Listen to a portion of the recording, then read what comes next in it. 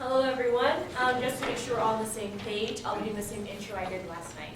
So my name is Tremaine Kalehu, and it is my privilege as Chair of Solidarity Cabinet to welcome you to our 7th event of the school year, Exploring Whiteness. For those of you who don't already know, the students serving on Solidarity Cabinet this year are Hannah Geringer and Sadie Lopez, our events coordinators. We have John Mark Daniel and Miriam. Miriam is somewhere in the crowd here. Miriam's right there. Serving as our PR managers. We have Nadia Weathers, our administrator. Nadia?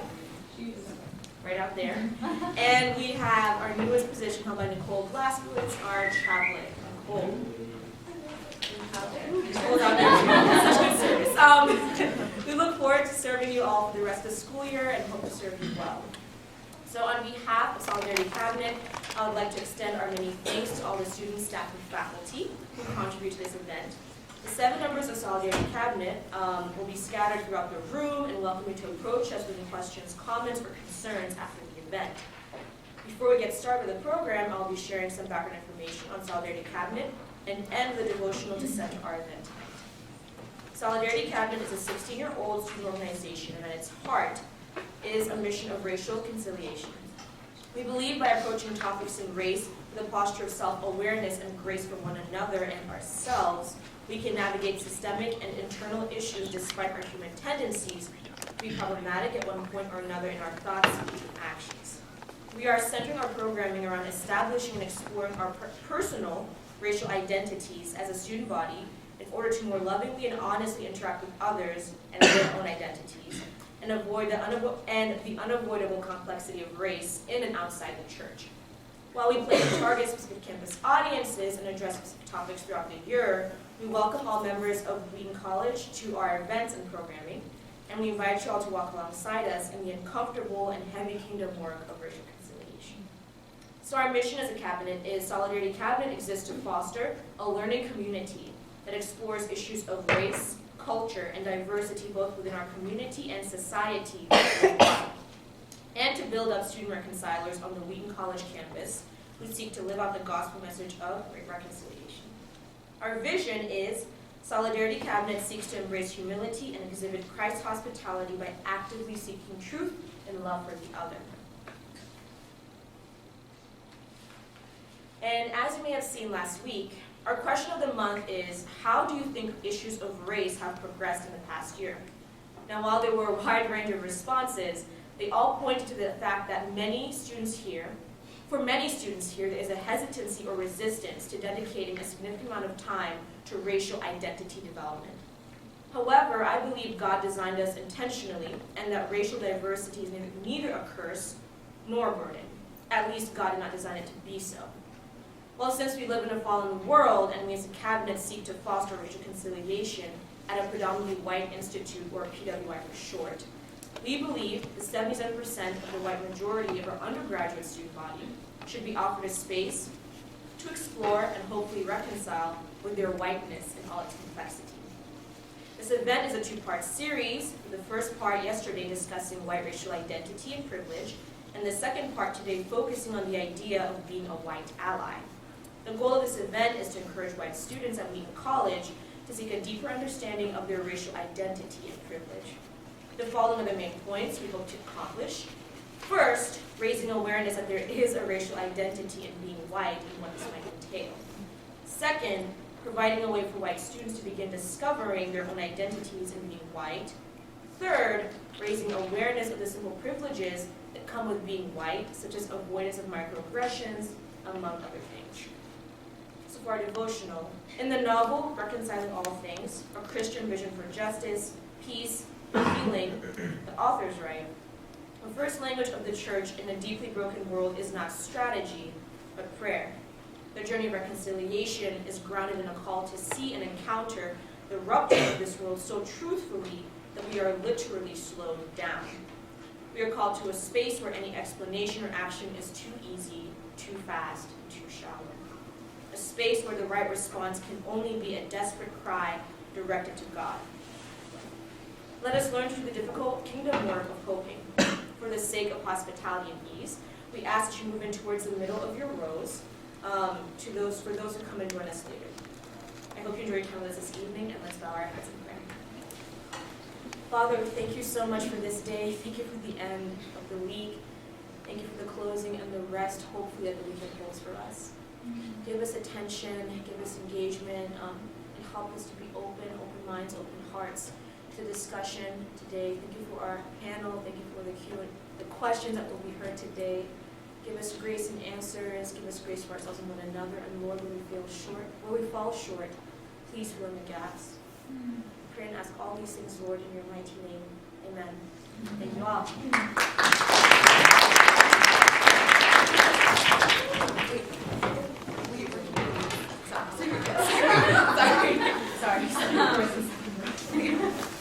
So, hello, welcome again to our second part of our Exploring Whiteness event.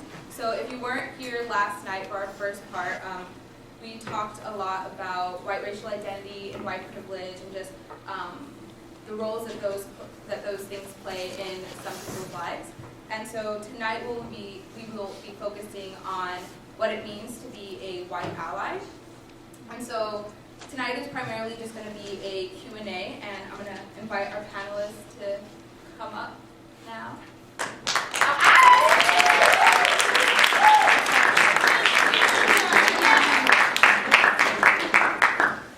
So I'm going to have our panelists introduce themselves. So when you introduce yourself, just say your name and to those to who it applies, how you see yourself as a white ally, and what that means to you. And if that doesn't apply to you, then sort of just what does being a white ally mean to you in another person.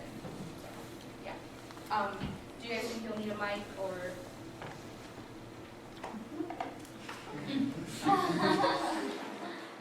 My name's Hannah Geringer, and I'm a junior sociology major. And to me, being a white ally really has like 3 parts, which I memorized before and now I'm going to attempt to share. So first, I think really is just recognizing how much privilege I have as a white person in the society. I think that's an everyday, every hour thing, just recognizing the little instances where my privilege makes someone treat me differently, or yeah, really just that experience that not everyone has. Secondly, I think it's important to I'm a very prideful person, and so when my friends who don't have the same privilege that I do call me out on things that I do or say that are hurtful, I think it is sometimes very easy to get upset and get defensive and be well, no, this is what I meant, this, you aren't understanding me and where I'm coming from. But I think just really being able to accept that and see in yourself, see in myself how that was hurtful and how I got to that place, just basically from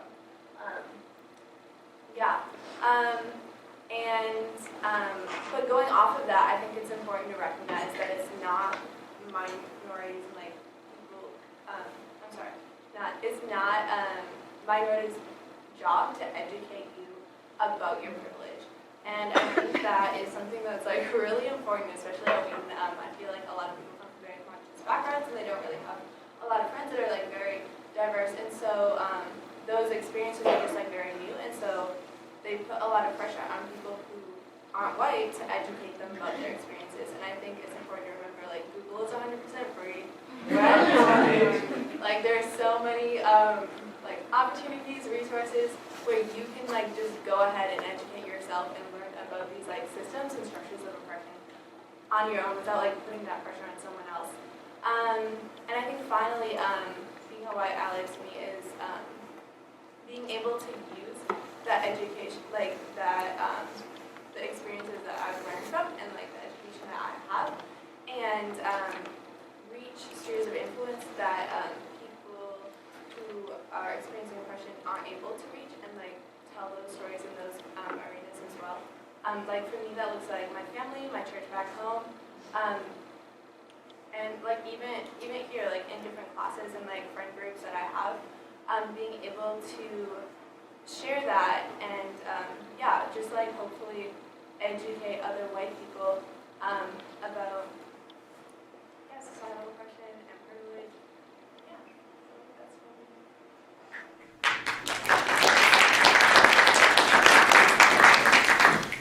Hi, my name is Keely Bryson. Alright. That's my roommate. I'm a senior interdisciplinary studies major, so it's like a military major program. I'm combining anthropology, Bible and theology, and urban studies. And I'm really not white. I will though say I'm African American and Japanese, and so I associate like with a mixed background. And what does it mean for people to be an ally and be white? I think the best way I can understand this is thinking about, as a straight person, like how I can be an ally for LGBT students on campus and outside of the space. Because for me, that's how I understand like what it means to have power and privilege, and then also to be like blind to what it's like to not have that power and privilege. And so I think if you are in this room and you're not white, but like I think for most people, you at some point have some amount of power, and so I think the idea of what it means to be an ally is actually helpful for all of us in some way. There's some groups that you're not a part of that is probably being oppressed, that we have a responsibility to as Christians to like know about and recognize how we contribute to that oppression and benefit from it, and then can work to change it. And then also for thinking about someone who raised at Wheaton and outside of Wheaton. Some of my closest friends are white, and I realize when asked this question, I don't think of them as allies necessarily.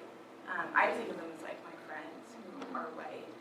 And but then at the same time, I'm often in classes with people who are white, or just like know people who are white, who care about social justice issues, who would probably want to be an ally, that I don't think of as allies or support systems at all, that I wouldn't recommend people go talk to, or that I don't feel as supported by. So I think, for me, thinking for this question about how I differentiate between my friends who are white, who I do feel comfortable and supported by, when we talk about race, we talk about other things.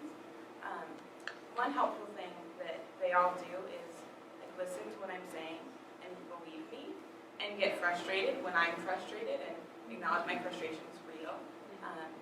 And they don't try to explain it. They don't tell me why I'm mad. They like listen to why I'm mad and then say, yeah, like that sucks, and like I'm sorry. And then we talk about other things. So we don't sit around and talk about race all the time. Yeah, so I think those are things for me that have been really helpful in people that probably would be white allies. My name is Cliff Williams. I teach philosophy here at Wheaton. I teach race and justice course.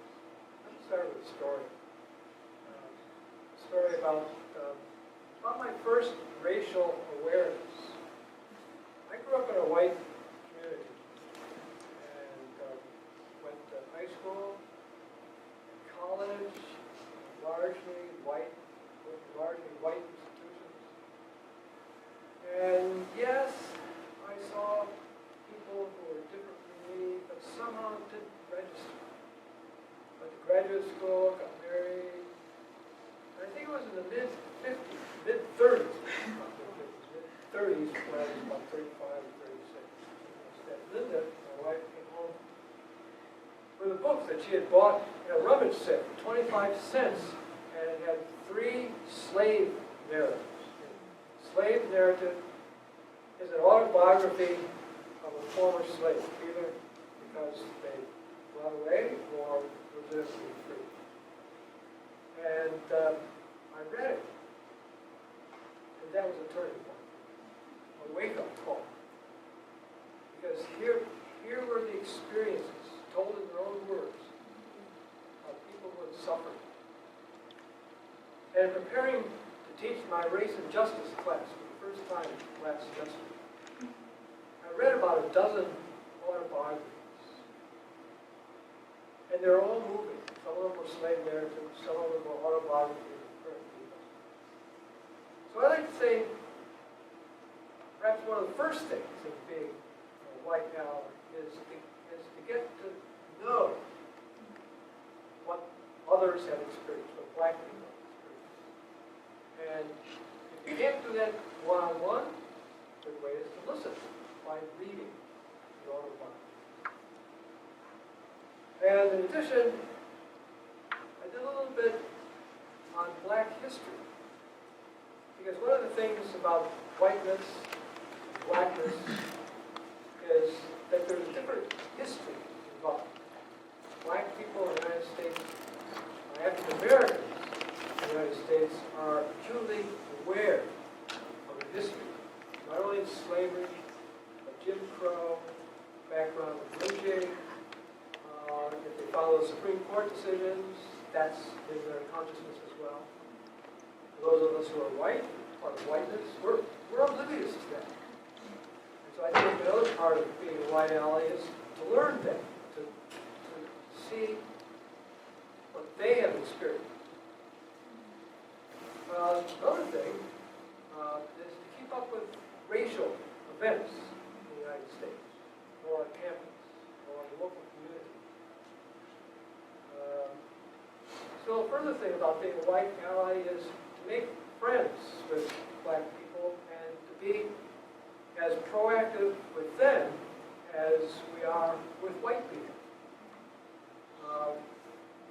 Instead of saying, oh yes, I know some black people, instead of saying, I know some people who are different from me, actually asking them to suffer and or whatever other social amenities are involved in becoming friends. And then asking questions about racial things. Here's one of my favorites.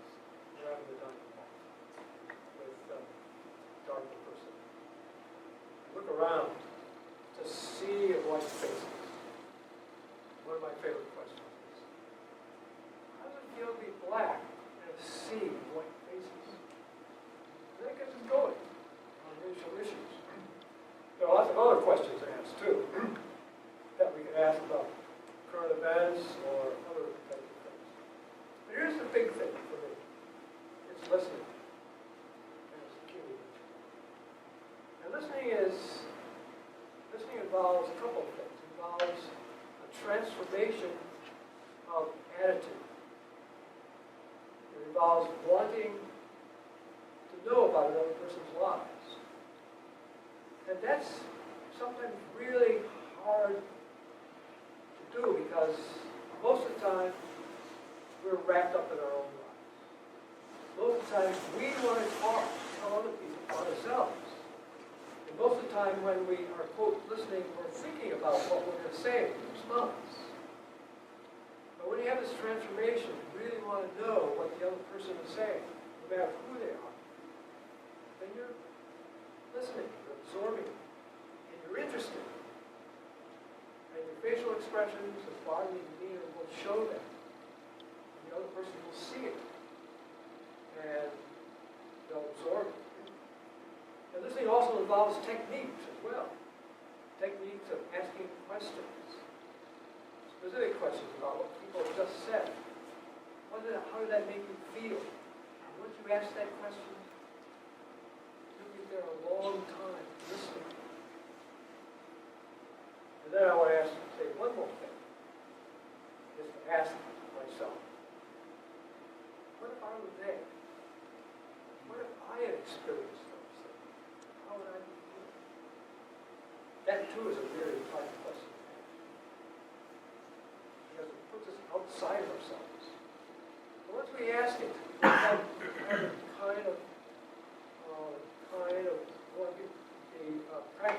we'll actually have facial expressions, bodily demeanor, say things that people of color will recognize as our being with them. That perhaps is one of the biggest things about being a white ally.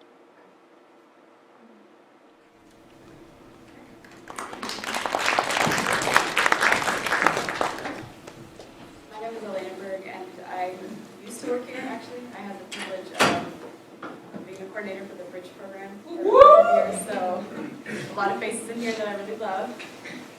And so I'm actually going to answer this question in kind of two parts. I'm going to answer it as like my current reality, and then what I think my reality could have been. So I credit Bridge with a lot of the relationships in my life that are really significant.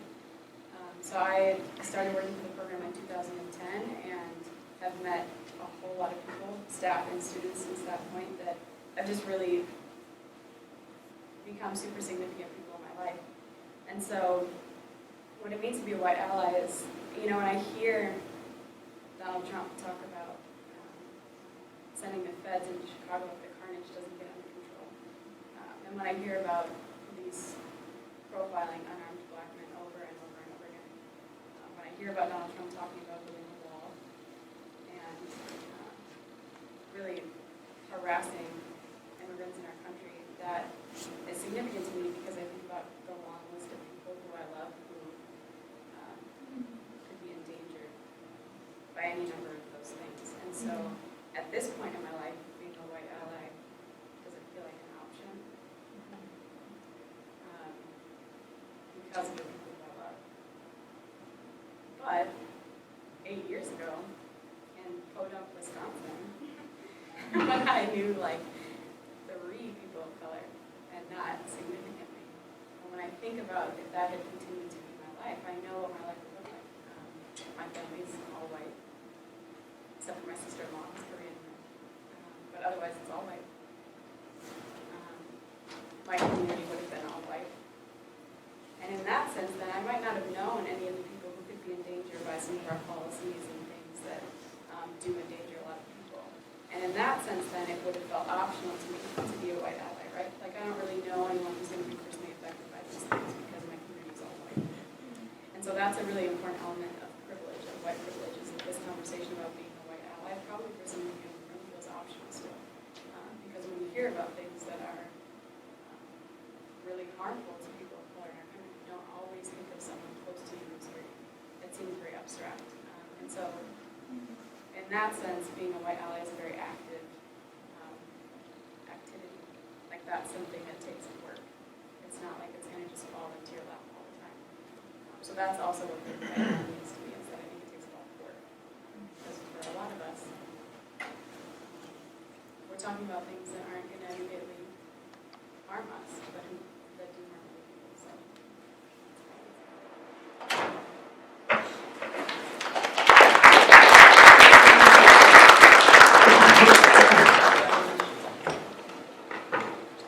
So now, if you have a question, please feel free to ask your question and we will answer.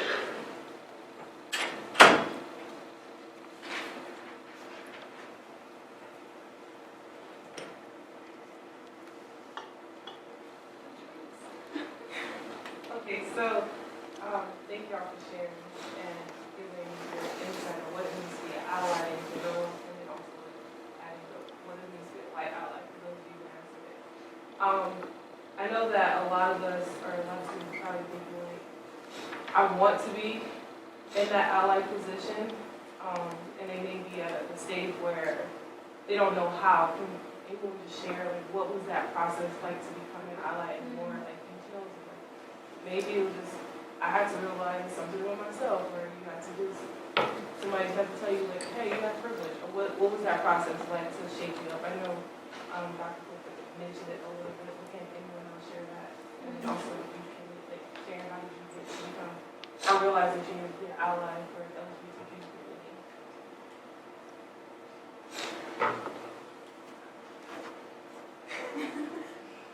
I will start. So when I would be on this panel, there's a person named Francesca Ramsey, and she makes YouTube videos. I would recommend them. She has one entitled 5 Tips for Being an Ally, so I watched it and took notes. Number 1, understand your privilege. Number 2, listen and do your homework. Number 3, and this is very important, to speak up but not over.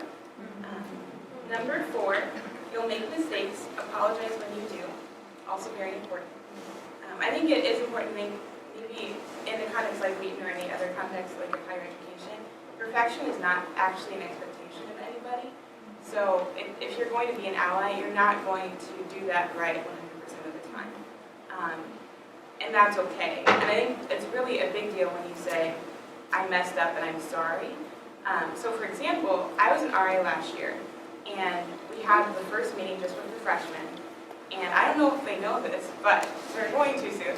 And I said something about like the covenant or something about dating, and I assumed that like the way I spoke was heteronormative, so it assumed that people were going to date people of the opposite gender. And I realized it later after this meeting and felt bad and thought of my friends on campus who are not, that would not be their reality. And so the next meeting that had more people in it who hadn't all been in the first time that I messed up, I said, just so you know, like this is something that I said wrong last time and I'm sorry. And it could have been like a pride thing of like, I can't admit fault, like I'm the RA and I have to be really responsible and like perfect. But I think someone actually later told me that it meant a lot to them that I apologized. And I'm sure someone was hurt by the lack of, like, by my messing up. But I think people don't often apologize when they mess up. And if you are a person in a minority group or in a press group, it means a lot when when someone realizes that they made a mistake and then is vulnerable enough to say, hey, I'm sorry. Yeah. And then number 5 that Princess Ramsey had was being an ally as a verb. So it's like an action, which I think points to what Elena said really well. It's not a thing that you can like just hashtag about or just like add to your list of things that you use to describe yourself. It like takes effort and probably energy, is like consistent and ongoing. So I don't think it's like a one-time thing. I'll underscore that last remark. It's a process that may take years, long time, bit by bit. But you never start, you never get to the end. I think for me, like, I came into college, like, I had, like, a pretty diverse, like, friend group in high school, I'd say. Also, I was homeschooled, so it was mostly just people from my work. So, like, I'm not sure, like, if we're, like, friends, or I just really wanted them to be my friends. So, basically, yeah. I felt like, I don't know, like,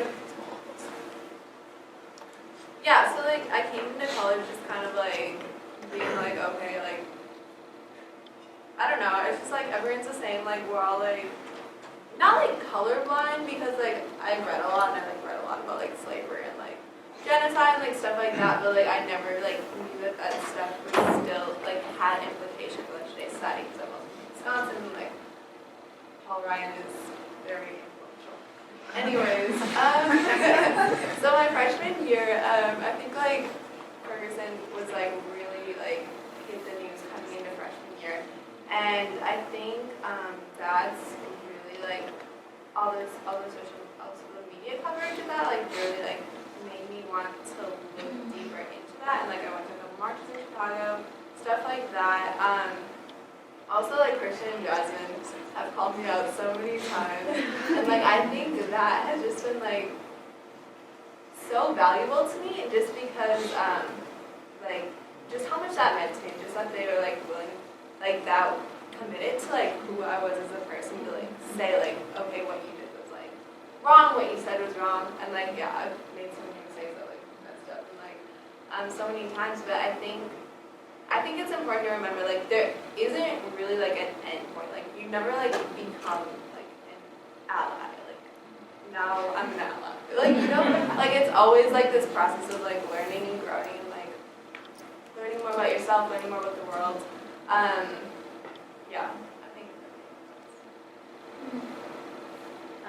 I think white people in the U.S. and honestly kind of globally a lot of the time, we are like positively affirmed in a lot of things that we do. The media is a lot of like whitewash faces, a lot of white people, our politics, a lot of white faces, in college, a lot of white faces. And so I think we're used to a little bit being the center of attention. Like things are all about us. And I think that's even reflected in the way white people talk about race, or I think it's reflected in the work that Solidarity has to do. I was on Captain when I was a student here, and all the time the question was, how is this going to be heard by white people? Because that's how white people react to things. It's like, I'm used to it being about me, because my whole existence has been about me for the most part. I'm represented in every place I go. I'm normal everywhere I go. Like, that was the first 15 years of my life. And the first time I really interacted with something I felt cross-cultural was when I was like 19. And so I think that's a mental exercise that has to happen. Is that it's not all about me. I need to be active in listening to people who aren't framing something for me. Yeah, like listen to artists people of color who are creating something for their own communities, who aren't really giving a crap about white people when they create something that's supposed to have meaning for their communities. Like, understand what's going on there. Like, immerse yourself into something that's not for you, and feel what it feels like to have something that's not made for you, and in that way learn like what's important to someone else. But I think that's like a very intentional process that doesn't just like happen again. Yeah, and also like honestly, we just have to do a lot of work to manage our own feelings in conversation like this, and not make it the job of other people to manage our feelings when something makes us uncomfortable.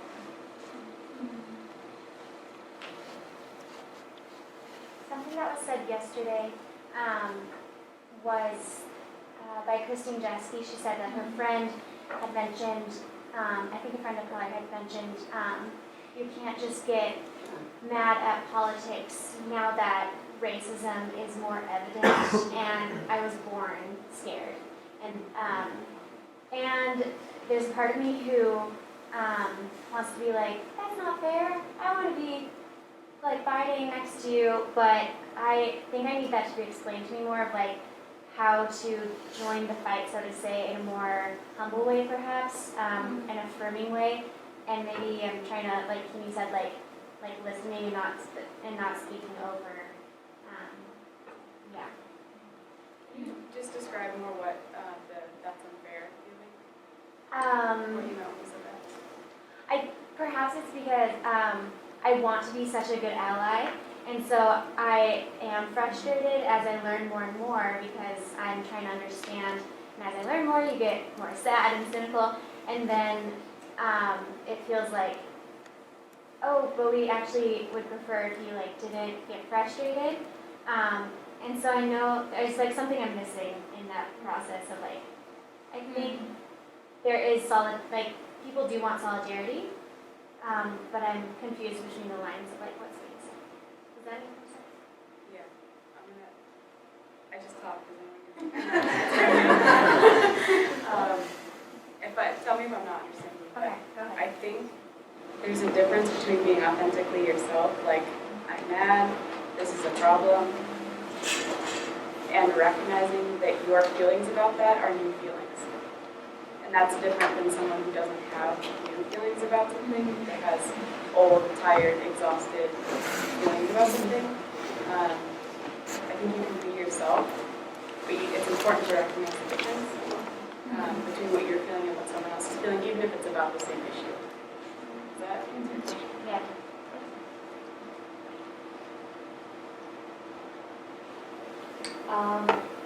So, like, we all know it's videos of Whiteness. But the one thing I have noticed is that there are a lot of people who are willing to stand up and do things. But I just haven't really found the formula of getting really people together. I've been like one of those faces who was always like contributing to the protest. But it's just like really been hard to touch the people that need to be touched the most. And I feel like personally I've been kind of like really harsh, and I don't think I have been open enough to actually approach those people, because in my mind it's like, this is obvious, how can you not get it?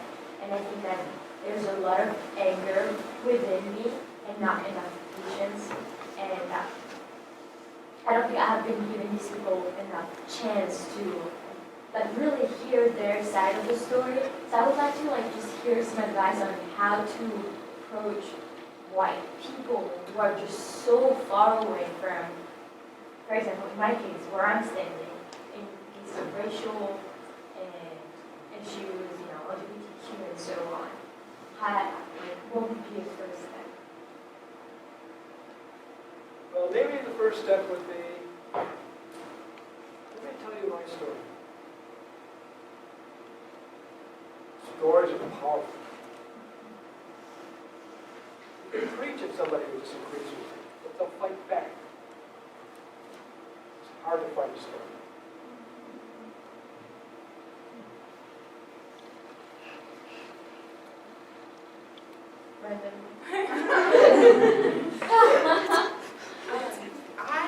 I think at different times I lived in a similar place, and I'm trying to remember because I felt like there's a definite time last semester where I felt like I had a breakthrough about something, and I don't understand what it was, but I know it shifted how I thought about especially people who are white, and so now I'm really like, come on, like this is perfect. Yeah, so if I come up with that, I will let you know.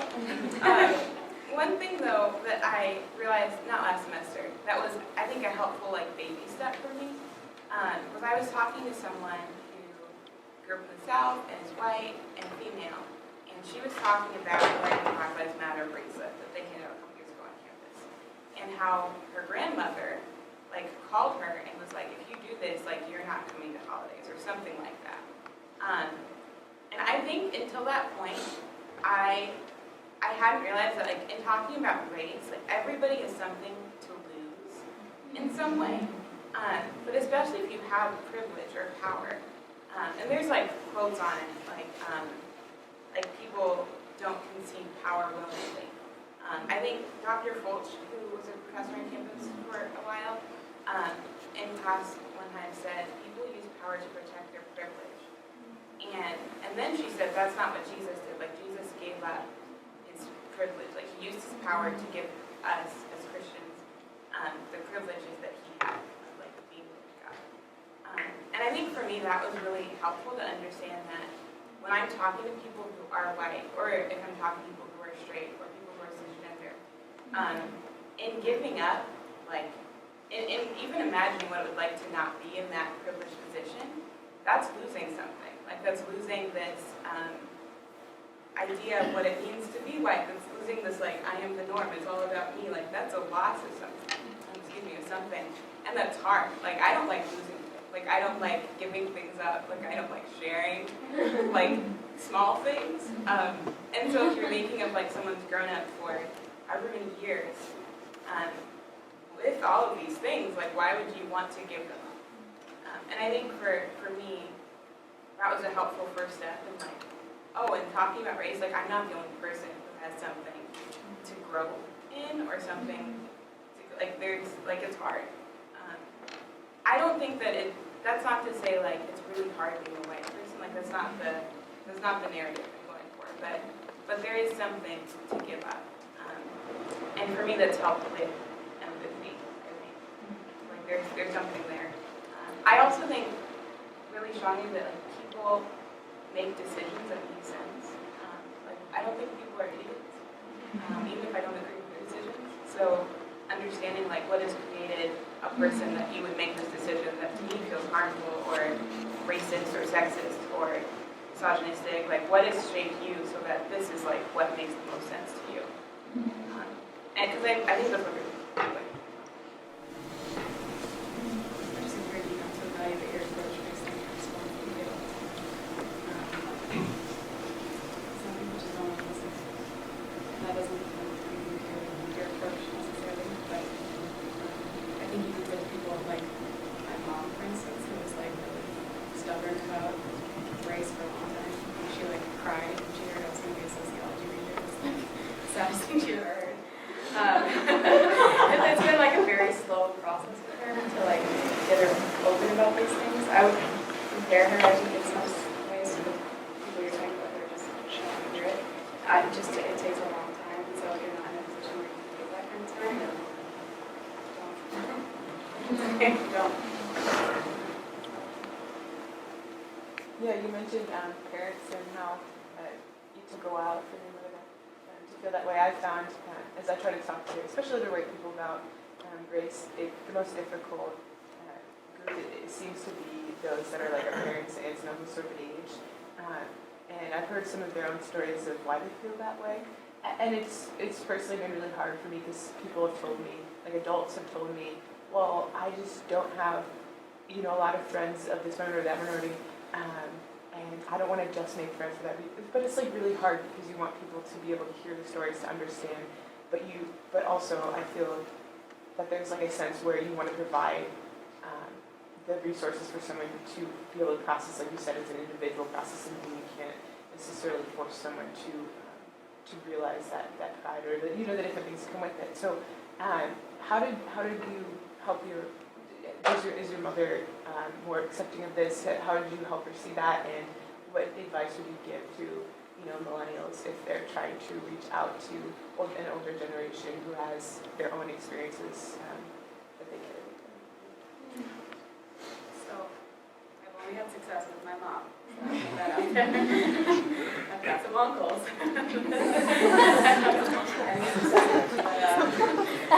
I think with my mom, like, if I think about my mom, as much as my mom and I bump heads, and I'm really privileged in this sense too, I know that my mom really loves me and cares about me, and she cares about my life, and so I've let her see into my life. And so when when I have a conversation with one of my friends of color who's telling me something, I'll sometimes share it with her, or I've just let her see the work that I've done over the years, and she feels proud of me, so she wants to know more about what I do. And so now she doesn't necessarily have the relationships that I have, but she's learning because I'm sharing with her as I'm learning through those relationships. So I think that for my mom has been like the most successful thing, the most helpful thing.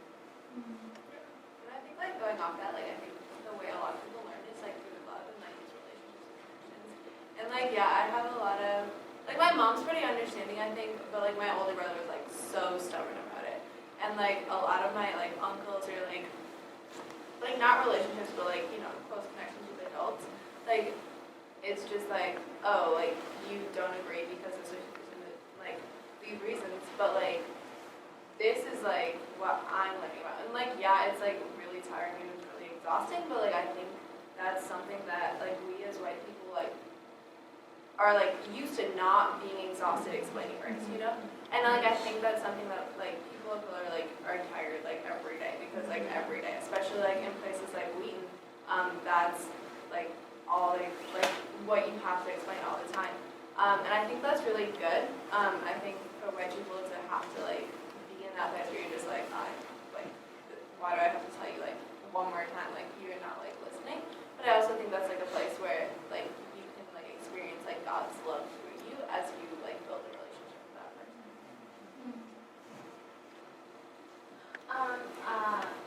Yeah, hi. In looking at, Kimmy mentioned two very interesting sides that I've been thinking about, but I did not know how to verbalize it until you did it. You mentioned both having experienced white friends and white allies. And I think right now I'm just going to use the word privilege because, we mentioned LGBTQ, but it says white, so I don't know what to use. But like, I've struggled with, people in my life where I'm like, you're a good friend, and I just love your friendship, but I would not call you an ally. And then there's those that play almost an ally role, but I'm like, the way that you treat me, like, I just don't understand why you stand in the position of an ally. Like, I just don't get it. So like, how do you see, or for any of you, does someone live ally and friend in a very authentic manner, where I'm not looking at one side of you, and I want to take away the other one, because I almost feel like, you're not living the full point, like I'm seeing two things at the same time.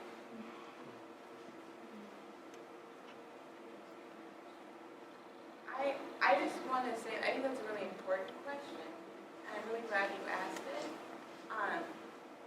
because I think the idea of being an ally is popular right now, but it doesn't, like, I think, and this sounds harsh, don't do that. Like being here does not mean you're a white ally. It doesn't. Like, you can come to an event and it doesn't make you effective at supporting or caring for people who don't look like you.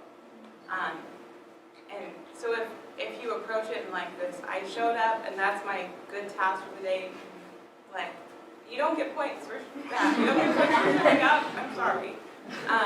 You do have to do something, and I think I personally have had quite a bit of tension in my time at Wheaton in classes that are about race, with hearing the discussions in the class about race. Often I have heard more racist and sexist and homophobic things in those spaces where that's what we're talking about than I have outside. The people saying the racist or offensive comments often think that they get it. They think that they get race. They think that they've arrived at a place of being an ally or being a whatever. And it's awkward and hard and uncomfortable to sit there and be like, that is not accurate, that's actually offensive. And you don't know. And I don't really feel like telling, like, I don't know you. Like, we are not friends, like, we have no relationship, like, I will see you for this set amount of time. So I think that, like, that's real. And that is how some people are. I don't know that I exactly know how people cannot do that. But I do know that I have some friends who, so like I have one friend who is a social major, and she's white, and she's a woman, and she has been really great when I have had to process stuff that's frustrating in classes that are about race, when people say offensive things. And I don't know how she's so good at that. Like, I don't really understand, like, the skills that she has, but I know that she's never, even though she's taken more social classes and understands some things about race, like academically, that I have not yet learned, she doesn't explain it to me. And she doesn't say, like, oh, this is the thing that you're describing right now, this is what's termed for it. She listens, and she is frustrated, and like I said earlier, we move on and talk about other things. I do think I'm hesitant to ever suggest that people go make friends that don't look like you, or like if you need to learn about race, just go like talk to a black person or talk to a whatever person, because they might not want to talk to you, and like I don't want to sign up people to talk to you about this. Like, it's just awkward. Yeah, so like it's not the most comfortable thing. For the friends that I have that are white, that I'm really close to, like, we didn't become friends because you're white and I'm black. Like, that wasn't the main factor in us hanging out and liking each other. And so I would, if you're like tempted to think, okay, I want to be an ally, I will go meet people, like, it's probably going to come off creepy. So maybe don't do that. Find people that you naturally know that you have something in common with, and maybe in spaces where you usually would sit with people that look like you, talk to someone that doesn't look like you, but in a space that you're already in because you're interested in whatever that thing is, which I think is very different, and like that kind of thing stretches you and makes you practice getting out there, versus I need to go like scout out people who look like this, but I can say I have these friends, which just feels like uncomfortable, and there's probably a word for it that's better than uncomfortable. Yeah, but I think that, I think, to be honest, like, just a hard thing for me at Wheaton has been people who would probably say they're allies and do care and have taken classes or read books, and then think they understand what it is to be in that minority group. And I don't think that just applies to race. I think being where, like, I can care, and I can read, and I can, like, listen to people, and I can have taken, like, I can major in it, and I will not get it unless I'm a part of that group, and that's, like, my everyday experience. Means that when you talk to people, you're not going to talk over them. And like, I think what Leah said, like, managing your emotions is really important, like, not letting their anger be perceived as, like, they hate me because I'm white, or they hate me because, like, yes, there's been injustice, but, like to carry that around all the time in those conversations and then to react out of this like, no, I didn't mean it like that. It's like probably not a helpful thing to say. Yeah. I just want to add to, like, I do love that question because I think that relates to what I was saying before about white people, we can make it all about us, because I think what you're noticing, honestly, when you see people who are like white allies but who aren't good at like having a relationship, I think, if I had to guess, and I've known people like that, I think it's still about them, like, what's the motive there? To say we are a white ally, to like, that guilt is gone, like, thank God, he's not a white ally. Like, I think at some, the root is probably still, the motive is probably a little bit off. So you notice it, you're probably dead on, like, that's what's going on, is that they're still not like a friend, but the motivation to like be a friend. So, but I think that's a good challenge to every one of us, is to be like that. Really, what's my motive? Is it to be able to say, like, I did this and now look at me and I resolve my guilt, or is it because I care about humans and they're just like this?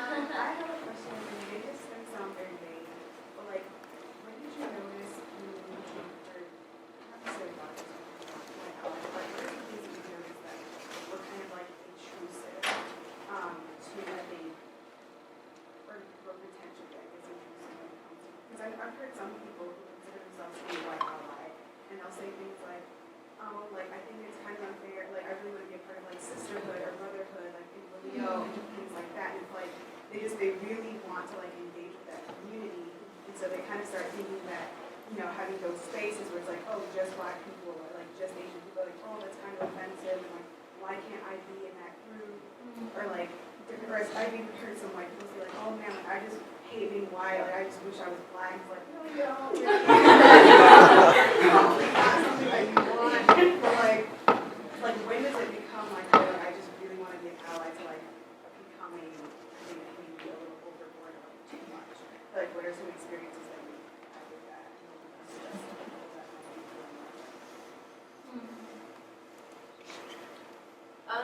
So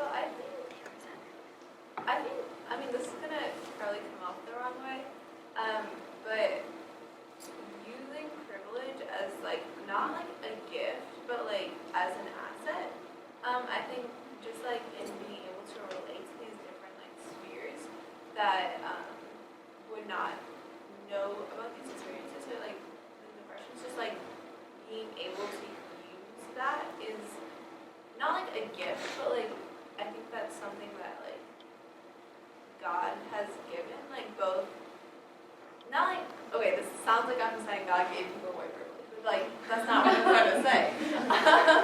Like, I don't know.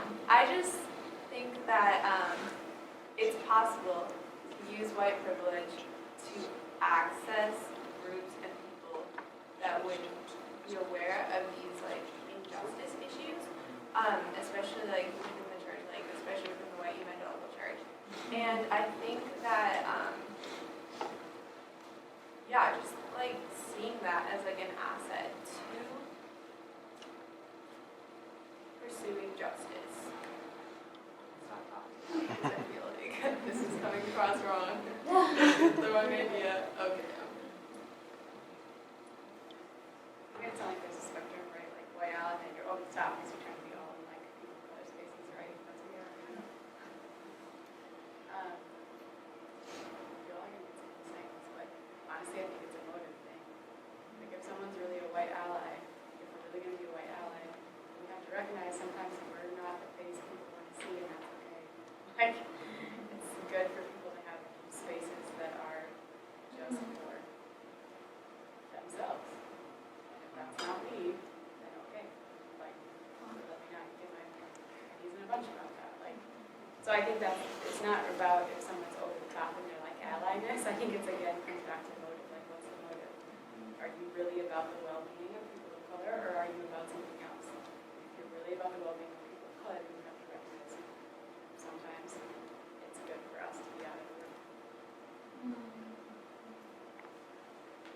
I had a friend, so I went to a predominantly white Christian school from like 4th grade through 12th grade. It was like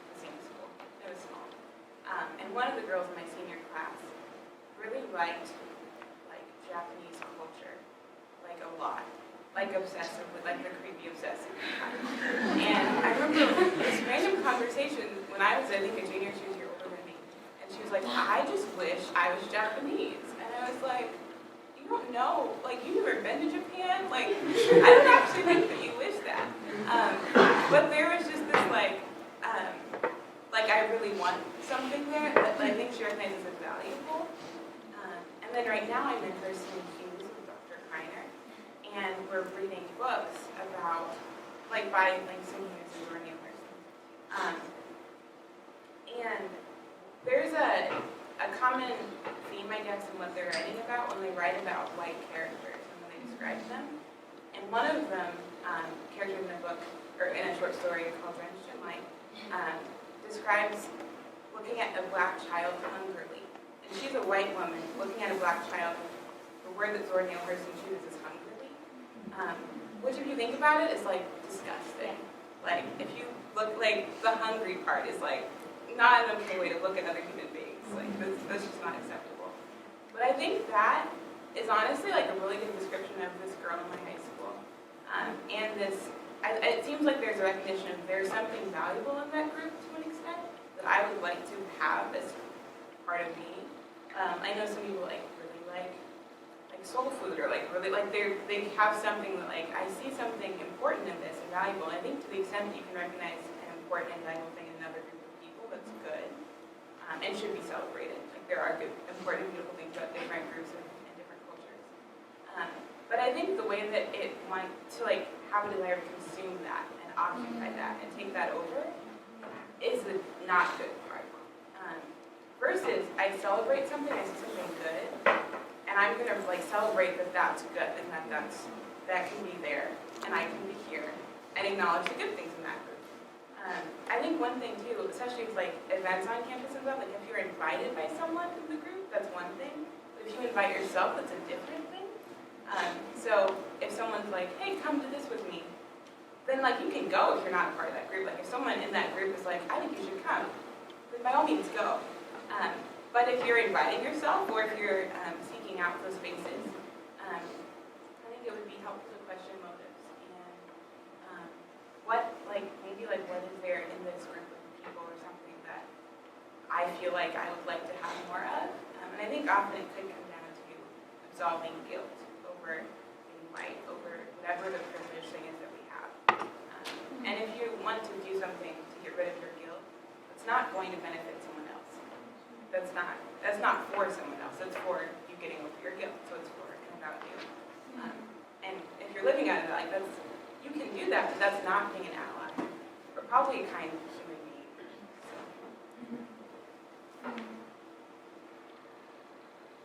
So, I feel like oftentimes here on Wheaton's campus, a lot of people will say we do a lot of talking about race and like what's next. And so I guess in your different, because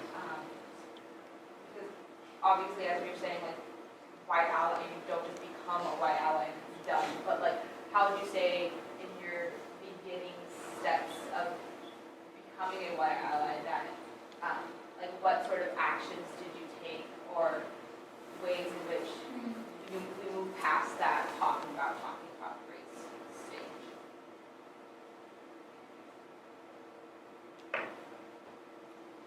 Well, maybe some white allies will never talk about this.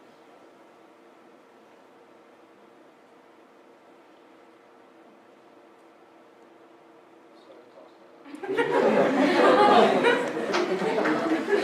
Strikes me as a possibility.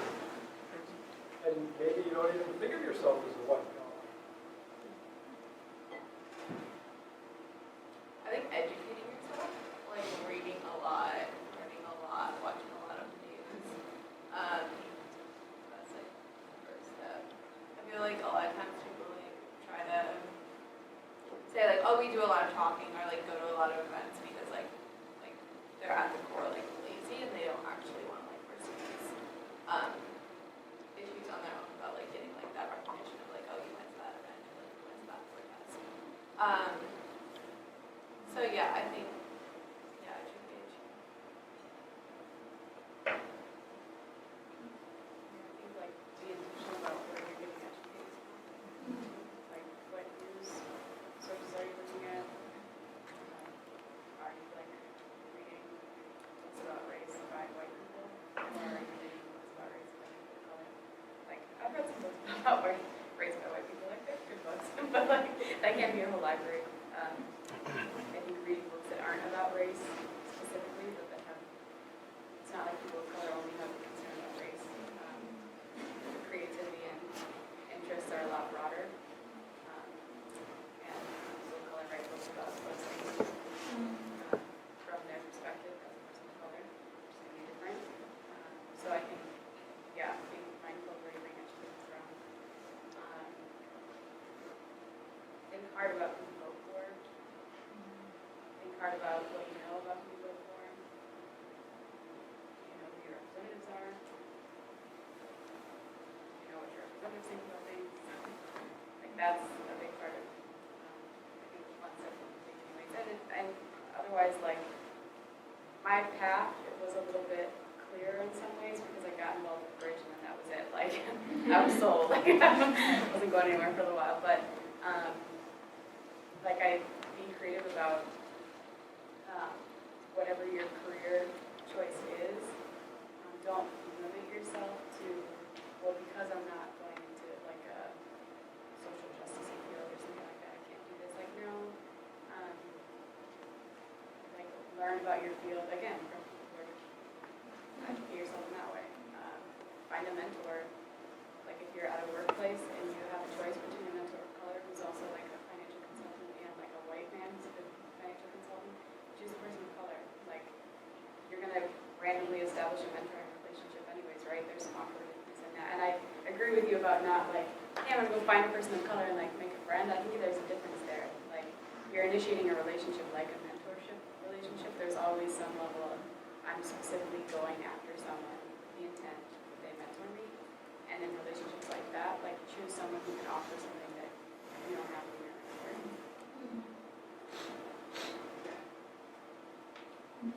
I have a question. And it's not specifically just about race. I know a lot of times when we talk about why we focus it on race, or when we talk about any type of divide or tension between any other people, we use like race side, which has been like the primary reason that we are so divided, especially our skin color. But as a black woman, I'm more just black face. I have so much culture behind it. And so like as like I know you're telling a lot of people listen, to educate themselves on like other people's culture, essentially, not just being a black person. How or have you ever, as a white person, taken a step to educate yourself on your culture so when you come to the topic of race and identity and culture, you have something to give back and it's not just like me giving everything or you just talking about my history, my culture.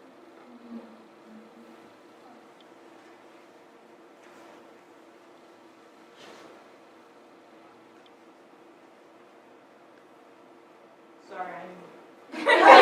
Sorry. I love everybody up there.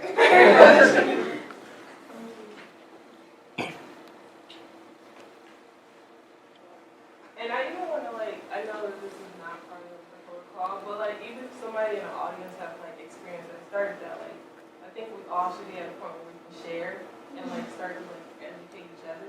So you have like, okay, I've gone into the situation. And understanding my right privilege by going back to my culture and understanding where I've, you know, how I've grown up, how my parents grown up, and these different aspects that make you more than just being white.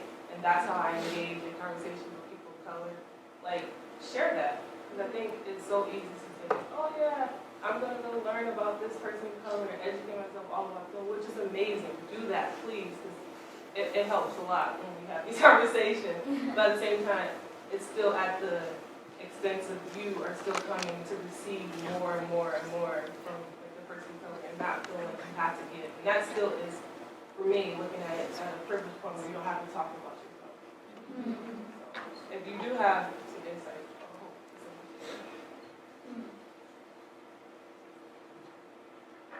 I hope I think it's important to realize that, like me as a white person, not everybody who is white is just like me just because they're white. Like there's nuance within that, just like you don't approach a black person expecting them to be the same as every other black person. So like if I want to understand my culture as an individual, I need to understand that like whiteness is nuance. And so that means different things. And so just as you want to approach people of different skin colors with the assumption that, like, well, you want to approach them knowing that, like, they're, like, nuanced and this full, round human being, do the same with the people whose skin color looks like yours. And I think that's one way you can learn about your own culture is to, yeah, just realize the difference in everyone regardless of skin color. That's been helpful to me, just to realize, like, even at Wheaton, like, there are a lot of white people who look like me, but we all come from a lot of different cultural backgrounds.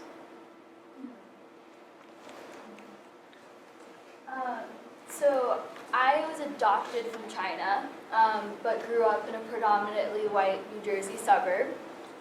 So getting to Wheaton and didn't know a lot about my Chinese heritage or culture or anything, and I'm still in the process of learning that and will be for my whole life. But coming to Wheaton was more diverse than home, which I know is different for a lot of people. But one thing, going off of what was your name? Laura? Laura? Going off of what you were saying, Laura, of the nuance of all of our backgrounds, no matter skin color. One thing that I'm doing right now is I chose to join Koinonia, whatever that means, and wanting to learn more about my Asian identity and what it means to be an Asian American, even though culturally I'm very white. And so I think that your point of the nuance of all of us and the value of all of our backgrounds, whether that be cultural or even just socioeconomic, and I think there's so many layers to all of us that are really valuable. I don't know if that specifically answered your question, but I really appreciate what you said, Laura. I think I've just started thinking about everything that I do is cultural. My morning routine, what I do with my hair is cultural. How I clean is cultural. How I cook is cultural.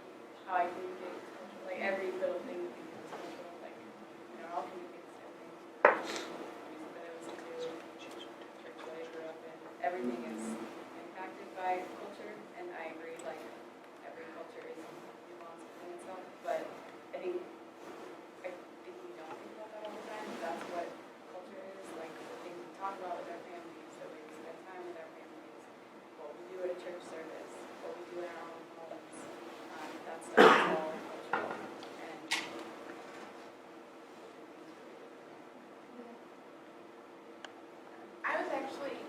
I was thinking about this, how people who are white can think about their own cultural background. So the small, white Christian school I grew up in, was prominently, historically Dutch. So a lot of tall, blonde-haired, blue-eyed people. And that's not a joke, they historically was Dutch, and a lot of them came from Michigan, and went to Calvin College or Hope College. And so then we had bake sales growing up, and chocolate cookies, random stuff. But there was always a lot of Dutch baked goods because a lot of people were Dutch. And I just think growing up in that environment, I am not Dutch and my family was not Dutch. And so we didn't contribute to the almond section of the bake sale. But it also was a positive connotation of they had things that their grandparents made that they brought to the bake sale that were Dutch. And so then yesterday was supposed to a lot of people watch the video that they played before yesterday about Wheaton students talking about what it means to be white. And I took notes on it because I just thought it was interesting. I wanted to see if there were any patterns that people, crazy people, use a lot. And the people said power, privilege, responsibility, and guilt a lot. And I think that to some extent all very abstract things. And when I think about what it means to be Black and Japanese, I don't think of abstract things. I think of, for the Japanese part, like katsudon is like my grandmother made it a lot. I think of like her tiny little house. Like I think of very concrete things. The person who was on campus last week and spoke at Midnight Meal talked about thinking, when she thinks about being African American, she thinks about like soul food and gospel music. And there's very tangible things that people think of. So thinking, like watching the video about like how white students think about being white and just seeing a lot of abstract things was like, yes, there is power and privilege there, but where are like the positive and like concrete things that we can associate with like Dutch pastries that have almonds in them or something. And I think if, this is like just me speculating, but I think that if you only have abstract notions of what your racial identity means, it's going to be hard to have conversations with people because like we can't quantify abstract things very well. And it's hard to relate to someone else with like more concrete things that they're going to discuss. So like, for example, when I think about being a Black person in the U.S., I don't just think about slavery. And I don't just think about Jim Crow or Reconstruction. And I'm wondering like, if other Black students only think about slavery. Like I don't think we do. I think we should think about slavery. But I think about slavery alongside my grandmother's church and all the women there. And like I think there's like the abstract and really important and historical realities, but also the concrete things. And so maybe if you are white, to start to think of like what are the concrete things that I can point to as like this is a little bit of my cultural background. This is the stuff that we cooked growing up. This is the tradition that we had at Christmas every year. This is where it came from. And then pair that with, yes, there's privilege, and there has been a history of oppression. But to come up with concrete things that you can offer to someone and like relate to them with.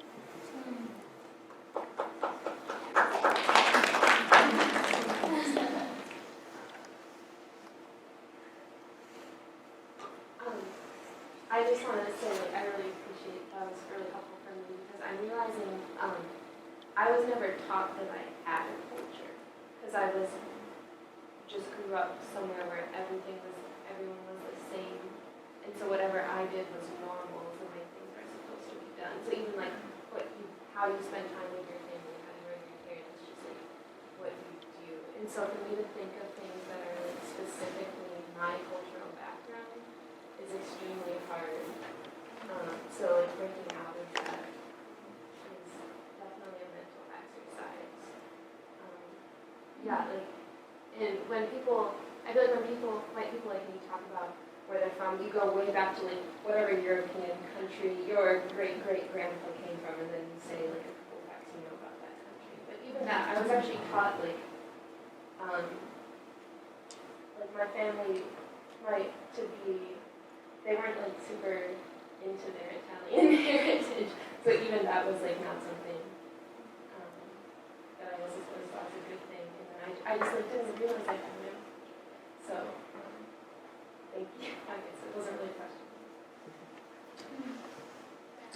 So I come from like a fairly low-income white part of the country, and I always struggle when I go home to have conversations about race and privilege, because the way in which my community perceives privilege, they say, oh, I'm on food stamps, I struggle to pay my rent, how is that privilege? And so how do you navigate conversations like that and try and explain to them what privilege is and how racial issues work? Nadia is pointing at me because I just had this conversation with my mother the other day. I told her I was speaking at Wheaton at our event yesterday, and I was like, oh, what are you talking about? I was like, okay, here we go. It's like, white racial identity, white privilege. And she immediately said, not all white people are privileged. And I think, and this is especially true for my dad, he came from a very low-income background, and so it's hard for people to wrap their heads around this because when we use the word privilege, I think a lot of people think of economic privilege. And so first we had kind of an argument, and then I kind of took some deep breaths and said, okay, when we talk about privilege, we're talking about like people can be in both privileged groups and oppressed groups. And so being part of the same class is like not immutable, like some of these other things that we're talking about, so that's complex too. But I think explaining white privilege to someone who is targeted in another way can be difficult without, talking about it being very complex, but pointing to ways that they still experience privilege because of their whiteness, even just in like psychological ways. Like you open up a magazine at the newsstand, and who are the faces that you see? Who are the faces that we've seen? I think Congress is still like 80% plus white. It might be 80 or 90. It's like mostly white, mostly male. So those are examples of that white privilege piece, even if there are other categories in which they're experiencing oppression. But that's like really it's really tough. So just take some deep breaths before you have that conversation, and realize where people are coming from too, because they are like actual, serious concerns and oppression there as well. So kind of getting at the complexity of that and allying. I mean, there's these new kind of collaborations I see among groups, and so, but there's some like disconnect, I think, because of racial divisions in our country and because of some political strategies happening to divide the interests of people. That there's division there, but kind of building those alliances between people who are oppressed in different ways, something we could be better about doing. Can I comment on that real quick? I don't know if I've ever said this to someone, and I don't know if I would recommend saying it exactly this way, but someone said it to me once, and it made a lot of sense. They said, you have that problem, but you don't have that problem. Like, you have a problem, you don't have that problem. So it's as simple as like, yeah, there's a ton that you're going through, there's no reason to invalidate that and say, no, just because you're white, then you have a new racial whiteness. Of course, there's still challenging things, but can you imagine then on top of that being profiled by the police, for instance, or being, hated on by every politician? Like, that's different, and so I think redirecting the conversation to specifically then what does privilege mean, instead of letting it just be a looming concept. But then the other thing, I think I would encourage you to try to use that as a point of empathy with people. Like, you're right, there's a lot about your life that sucks. Can you imagine how that would feel if you had this other thing on top of it? Yeah, I think that's part of building coalitions, is trying to find where the empathy could be and what the point that they're trying to make. That's people who feel like they've experienced a lot. So this is more just like a sharing comment. Like, being a white ally, at least from my own experience, it's not just a problem with white people. Like, obviously, I come from a family of immigrants, like first generation, and even within my own family, like, there were huge Trump supporters because of the boundaries he wanted to put there. And, like, they were super attracted by reasons such as, like, make the economy better, and, like, if you make the economy better, that means you have to get some people out, and all these, like, divisions that created. And so I was trying to explain to my mom, like, this is very hypocritical. You can't support a man who's basically a white supremacist and doesn't want immigrants in this country. And it's like, well, I think he's saying the right thing. I think this is what should happen. And these are just an observation I would like to share. It's not just within white families. Like, I'm Iranian. The U.S.-Iran, like, relationships are one of the most horrible relationships you could ask for. And yet, within my own family, with my own parents, maybe it's because, like, due to the lack of education, or not being able to have black friends, Mexican friends, and really being bogged by the idea of what America, the U.S. should look like. And they have like left behind so much of their culture, their identity, that they want to look like white people so they can be the branch that's going to succeed. So they always look at the bottom, and the bottom, what's in the bottom? Immigrants, black people, and they don't want to belong to that community. So of course they're going to support a man who's telling them, that might be you, that's maybe, what's going to happen to you if you reject those groups. So that was just an observation that being the white ally, it's not just the white people thing. So just like bouncing off of what Miriam was saying, so like in my family, my dad's white and my mom's black, and honestly, like there's a set of causes cousins, like on my mom's side of the family, that are also biracial, and they're like the heaviest Trump supporters in our family. What do you do as a white ally, specifically when you're encountering people of color, like Mary was talking about, or like I'm talking about, that are like, what are you talking about? Everything's fantastic.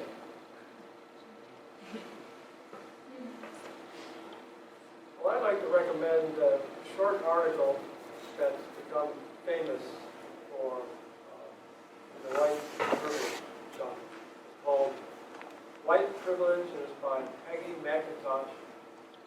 And she lists 50 ways in the longer version, 26 ways in the shorter version. Have you seen it?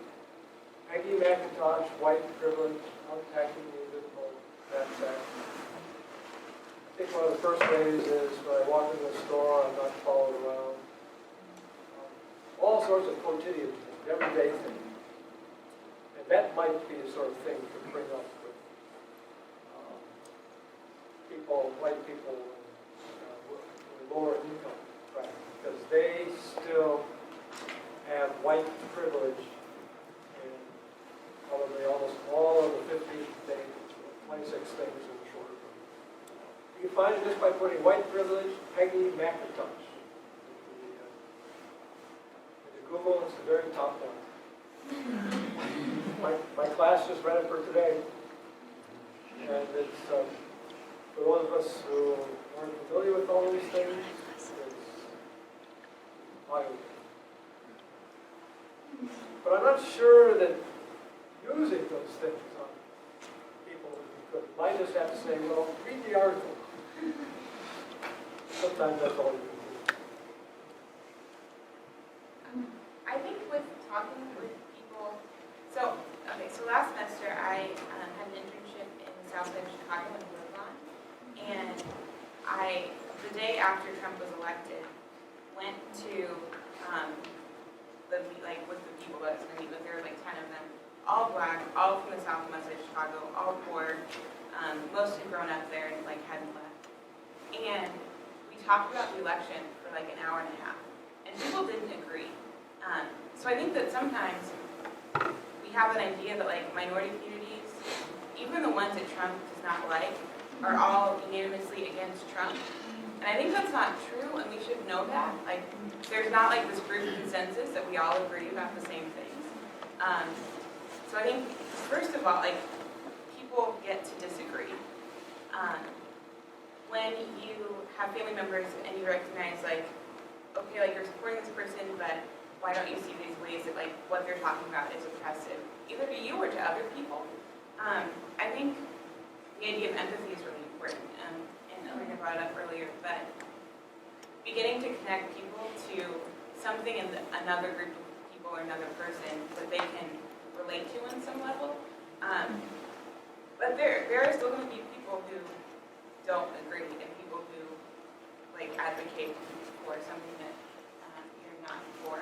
But I think trying to draw connections of empathy, whether that's through class or through life experiences or through, you know, that one person that you know that's not like you, that's like Mexican or that's whatever, and you know that you like this person, and think about how it can impact them, and like make it somehow concrete so people can begin to think about someone else that's not them. But it is hard, and you're allowed to be frustrated.